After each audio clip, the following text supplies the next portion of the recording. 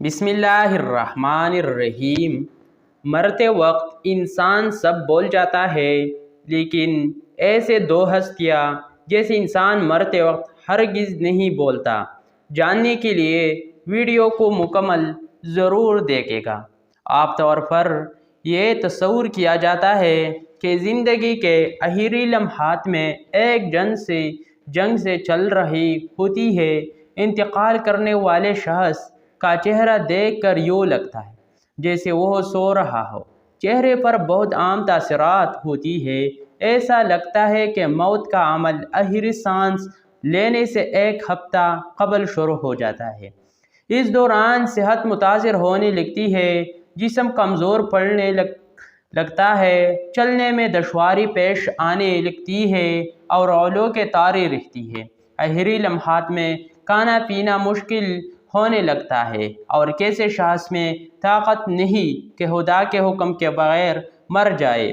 اس نے موت کا وقت مقرر کر کے لکھ رکھا ہے، اور جو شخص دنیا میں اپنے اعمال کا بدلہ چاہیے اس کو ہم یہی بدلہ دے دیں گے، اور جو آخرت میں طلب ثواب ہو اس کو وہاں اجر عطا کریں گے، اور ہم شکر گزاروں کو عنقریب بہت اچھا صلاح دیں گے۔ مرتے وقت انسان کے دت و دماغ سے ہر چیز نکل جاتی ہے، سب کچھ بول جاتا ہے۔ اپنا مال و دولت، محل و عزیز و قارب رشتہ دار، سب کچھ بول جاتا ہے، مگر مرتے وقت انسان دو لوگوں کو بہت زیادہ یاد کرتا ہے۔ دو لوگ ہرگز نہیں بولتا، ان کو سامنے بٹھا کے چیخنے کی کوشش کرتا ہے، ان کے غم میں رونے کی کوشش کرتا ہے، مگر رو نہیں پاتا۔ حضرت مولانا جلال الدین رومی رحمۃ اللہ علیہ فرماتے ہیں، میرے محلے میں ایک شخص زندگی موت کے جنگ لڑ رہا تھا، مرنے والا تھا، موت کے بالکل قریب تھا۔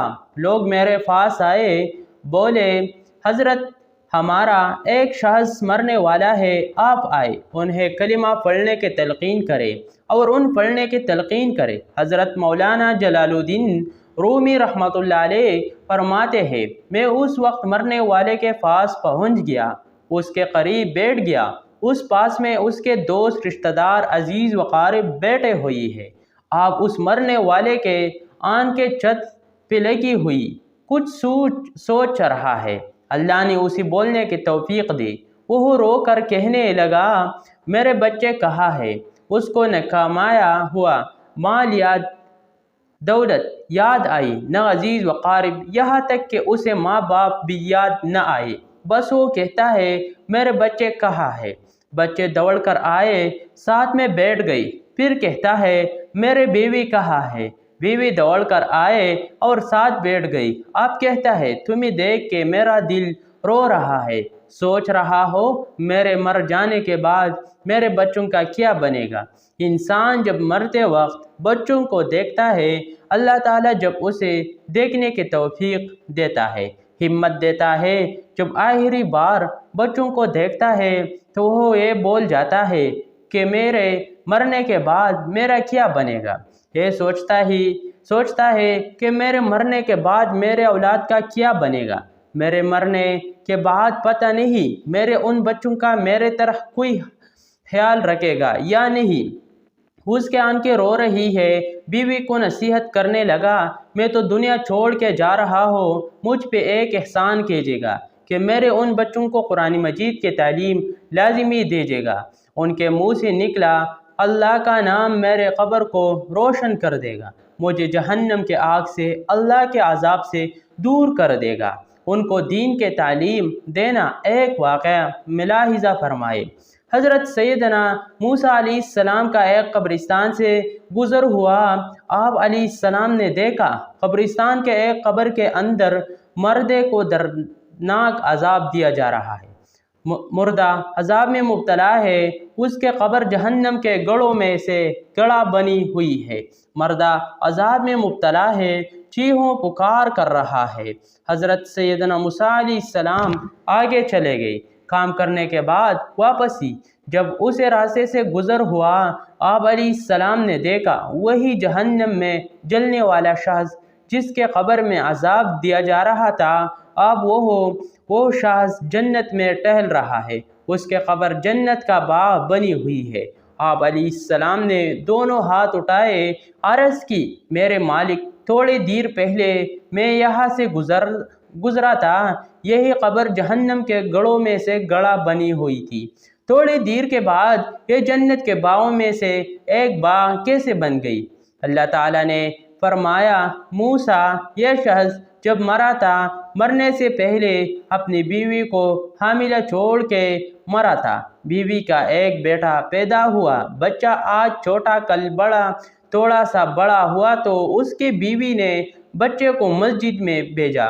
معلم صاحب نے اس کے بچے کو بسم اللہ الرحمن الرحیم پڑھائے۔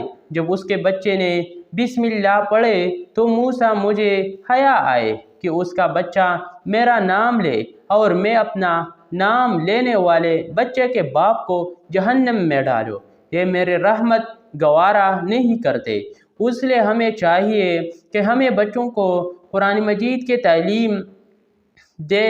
اگر تم چاہتے ہو کہ تمہارے قبر روشن ہو، عذاب تمہارے قبر بالکل نہ آئے، تو اپنے بچوں کو قرآن مجید کی تعلیم دینا۔ حضرت مولانا جلال الدین رومی رحمۃ اللہ علیہ فرماتے ہیں، وہ شخص توبہ کرتا، یہ کہتا کہ میرے بچوں کو قرآن کی تعلیم دینا، ایک دم اس کی زبان لڑکھڑانے لگی، اس کا بدن کانپنے لگا، موت کا فرشتہ آ گیا۔ روح نکلنے کے لیے فرماتے ہیں، جب انسان کی روح نکلتی ہے تو اس کا منہ کھل جاتا ہے، دونوں ہونٹ ایک دوسرے سے جدا ہو جاتے ہیں۔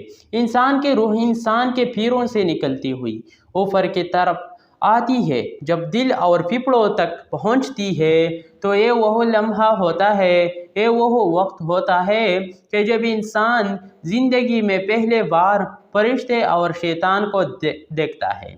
یہ وہ مرحلہ ہوتا ہے جب انسان کے ایک طرف شیطان اس کے کان میں غلط مشورہ ڈالتا ہے اور دوسری طرف اس کے زبان سے اس کے عمل کے مطابق الفاظ نکلنے لگتے ہیں۔ اگر انسان نیک ہوتا ہے، نمازی ہوتا ہے، نماز گزار ہوتا ہے، تو پھر اس کا دماغ اس کی زبان کو کلمہ پڑھنے کی تلقین کرتا ہے، درود پڑھنے کی تلقین کرتا ہے۔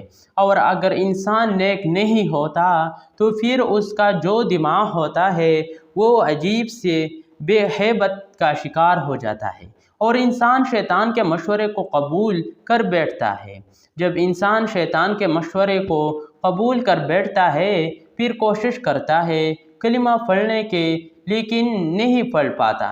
ناظرین، آج ہمارے آنکھیں کھلی ہے، جب ہمارے سانسیں جل رہی ہے، اس سے پہلے کہ وقت گزر جائے، یہی زندگی کے لمحے میرے اور آپ کے لیے غنیمت ہے۔ آخرت کے لیے کچھ اکٹھا کر لو، مرنے سے پہلے قدر کی روشنی بنا لو۔ معلوم نہیں پھر فرصت ملے نہ ملے، معلوم نہیں پھر یہ زندگی کے لمحے ملے یا نہ ملے۔ اللہ پاک ہم سب کو عمل کے توفیق عطا فرمائے اور ہمارا خاتمہ ایمان فرمائے، آمین ثم آمین۔ ناظرین، کمنٹ باکس میں ایک بار اللہ کے 99 ناموں میں سے ایک نام ضرور ٹائپ کریں۔